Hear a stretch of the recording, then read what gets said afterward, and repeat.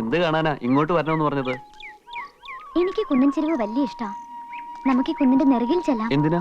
അവിടെ നിന്നാ സ്വർഗം വളരെ അടുത്ത് കാണാം. എനിക്ക് ഈ സ്വർഗമൊന്നും കാണണ്ട.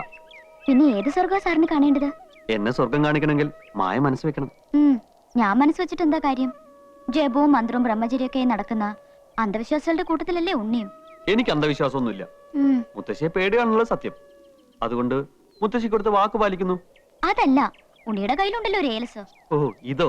വിശ്വാസം ഉണ്ടായിട്ടൊന്നല്ല, മറ്റുള്ളവരെ സമാധാനത്തിന് വേണ്ടിയാ. ഓ, വലിയ ധൈര്യശാലി. ഗമ പറയാൻ ആർക്കാ വയ്യാത്ത? ഗമ പറഞ്ഞതല്ല, സത്യം. കയ്യിലെ ഏലസ് കണ്ടില്ലെങ്കിൽ മുത്തശ്ശി വഴക്ക് പറയലോ എന്ന് ഓർത്ത് കെട്ടുന്നതാ. അങ്ങനെയാണെങ്കിൽ ഇപ്പൊ അതങ്ങ് അഴിച്ചു കളഞ്ഞേ. ഇവിടെ മുത്തശ്ശി ഇല്ലല്ലോ.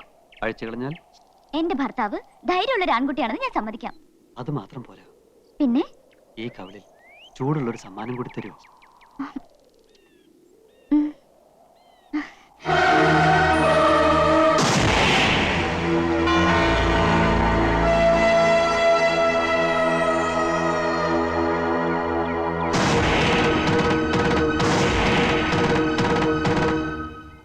ഇനി വൈകിക്കണ്ട, വാക്ക് പാലിച്ചോളൂ.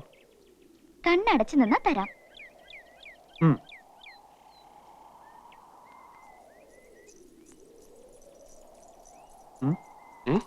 മായേ, ദേ അവിടെ നിൽക്കാൻ. വാക്ക് പാലിക്കണം കേട്ടോ. മോളിൽ വന്നാ വാക്ക് പാലിക്കാം. മായ, അവിടെ നിൽക്കാൻ. മായേ,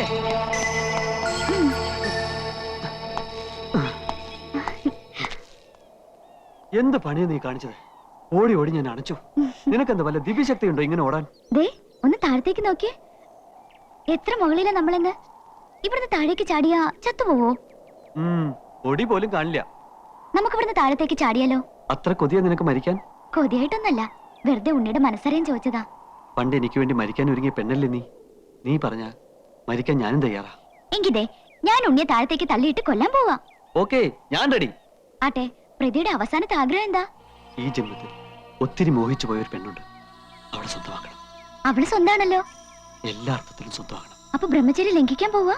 എന്ത് ബ്രഹ്മചര്യം? വാക്കുമാറ്റരുത്. എന്താഗ്രഹം സാധിച്ചു തരാമെന്ന് പറഞ്ഞതാ. സാധിച്ചു തരും.